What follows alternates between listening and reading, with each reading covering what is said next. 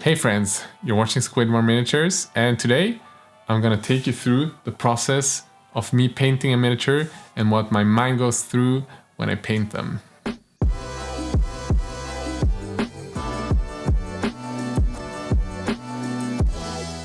This video is sponsored by Titanforge. The thought process of painting better miniatures and getting better at painting miniatures is different for everyone. But I kind of want to take you through my step-by-step of how I make my miniatures look better. And what that means is pretty much from the start, when I select which miniatures to paint, and to the end, all the way through all the painting processes, and when I look at the miniature while I'm painting, what I need to improve, etc. And hopefully this thought process can help you when you paint, so that hopefully you can take the next steps in your painting process as well. So the first and obvious step is obviously selecting a good miniature that I can make look good. So for example, like with this video, I have a set amount of miniatures from this week's sponsor, Titanforge. Every month they produce a bunch of miniatures following a specific theme, and this month they have vampires as their theme. And I look closely on the miniatures, which ones I think have good anatomy, which ones have good textures, which ones have a cloak that I can easily follow with my brush and has the metallics that I want to paint or practice on. And my favorite one this month was this vampire called Jesus, and I really like the way that he has like the open chest with open muscles and a good face to paint and highlight on, and I also like the cloak, the way it falls. So it's a really good sculpt, and that's always a good place to start. Another good thing about the sculpt is the composition, that the eye would easily go to the places where I want it to go. It's not overly detailed and has things taking attention from the face or his weapon or armor, for example. So that's a good thing. Again, a reason why I selected this miniature, because I feel like it will be easy to paint it well, put focus on his skin and his face. The third reason why I really like this one was the pose. It's a very dynamic pose. It's easy for you to create your own story of where he is, kind of rising from the ground, maybe having servants underneath him praying to him. So it's a good sculpt, and that's a good place to start. When I have the miniature primed and zenithal highlighted, it's time to analyze the figure. Before I add any paint on a miniature, I try to decide which colors I want to have on them and which colors work best together in a composition for this specific miniature. I really wanted to keep it quite simple with dark, almost foresty tones with a green cloak and almost a turquoise or a purple somewhere in between that skin tone. Since the sculpt was so good with this specific miniature, after the zenithal highlighting I had a really good base to work from. I really didn't have to paint a specific base coat over the whole skin tone. I could just use some inks to kind of glaze in colors to color the skin tone. I started off with magenta from underneath it to give that magenta tone in the shadows, and then when that was done I added a turquoise ink, very diluted, thinned down just to cover the highlighted tones. And with this simple step I already have a really good shadow and mid-tone on the skin tones, and from that I could just focus on the highlights. When I analyzed the miniature after the first step, what I noticed was that it felt like all of the skin tones was very medium. I needed some focus to be on the center of the figure, so I decided to add more of the highlights on the center of the chest as well as on the face to draw more attention to the center of the figure.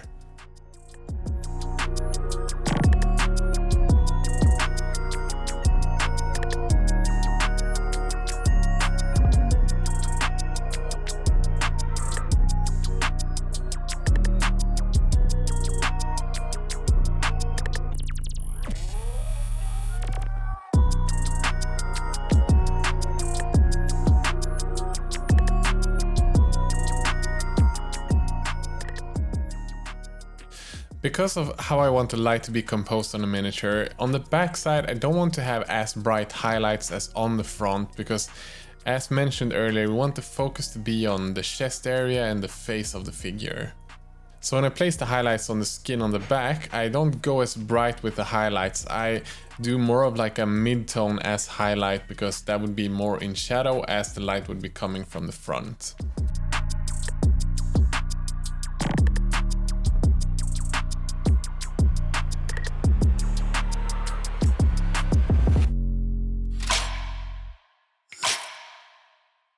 And with these few steps, we already have a really nice looking skin tone.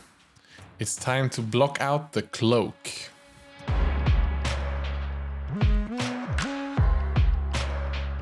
So I painted the whole cloak in sort of a brown greenish tone as a good base to start from. My thought process when highlighting cloaks and other type of clothings or materials that's not metallic or skin, I always try to figure out where the light would be falling. And I say this in almost every video, to make a miniature look better, you need to figure out where to place the highlights. Because for a miniature to look good, it needs to be based in some form of reality. So figure out where those planes are that's angled towards the sky or the light source that you're thinking about using, and place those highlights on the miniature, figure out exactly where they need to be and work from there afterwards. You don't need to do the fancy blends at this point. What's most important is to figuring out where am I gonna place the highlights. I'm base coating all of the metallic parts with a thinned down Vallejo dark sea blue. I'm feeling quite happy with the cloak right now. I feel like the contrast between the highlights and the shadows is a bit high. So I'm gonna use an airbrush, take a mid-tone between the highlight and shadow and just airbrush it in. Quite thin glazes, I don't want it to make too big of a difference, just to blend the two together a little bit, make the difference a little bit less.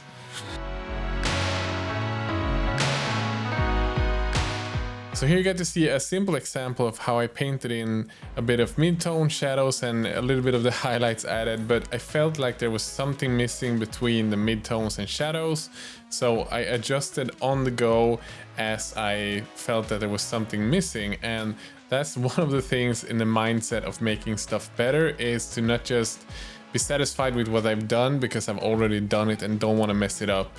I'm never afraid of changing stuff or addressing whatever needs to be fixed.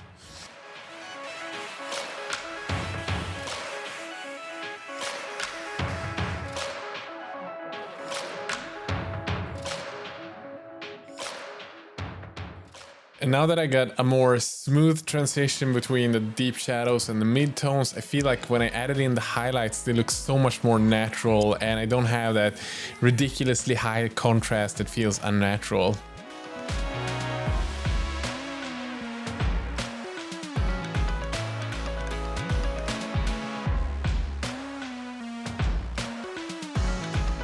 So it's time to jump in on the metal. I want to make something that's a little bit different than what I normally do. I'm going to start with the dark sea blue, and then I'm going to work up into like a yellow highlight. So I'm using Sunny Skin Tone as the highlight color. Normally when I do steel, I work with just white and go up to white, but I want to have more color in it.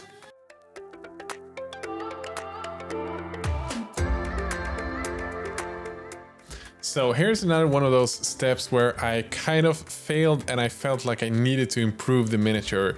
So what was the mindset? Well, at first I started just shaping out the light, placing the highlights where I thought they would look good and where I thought light would be reflecting on the steel. When that was done, I went on to another step. I did something else because I felt like if I would have painted more on the metal directly, I probably wouldn't have fresh eyes for doing it. I would just redo the same thing I did wrong the first time. The paint job itself didn't look bad, but it just didn't have that vibrant pop and that reflection of the environment that I wanted to have.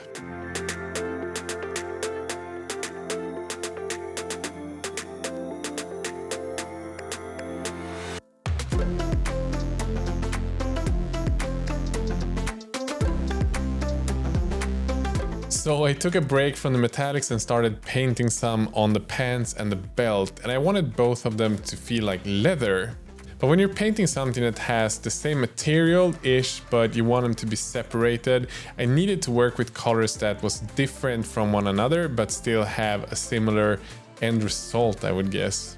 And that's another step to make a miniature look better. I want to separate the different parts of the miniature to make it clear what's what. So for the belt I used a more beige brown highlight, and on the pants instead I used a more red brown highlight. And because our miniatures are so small, this is one of the steps that I feel at least made me paint better miniatures, is learning how to separate different body parts from a miniature.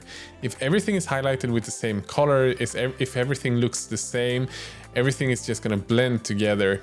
This way we get a more focused miniature with all the parts separate from one another.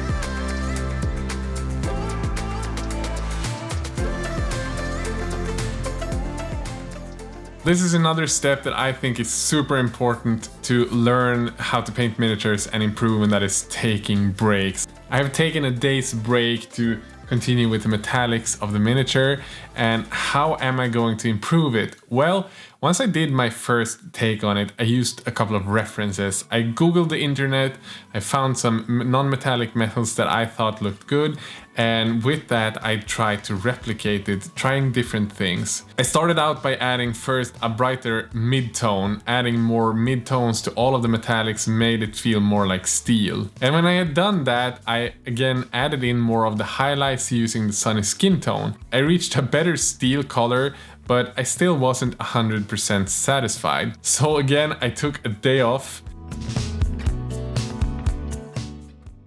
And after that day off, I looked at more different references, and in the end, I came up with something that I was kind of proud of. I used different inks to add in different color reflections in the steel, and it all of a sudden started popping a lot more. I used some yellow inks, I used red inks, and I used green inks, and that just brought it so much more to life than it was before that.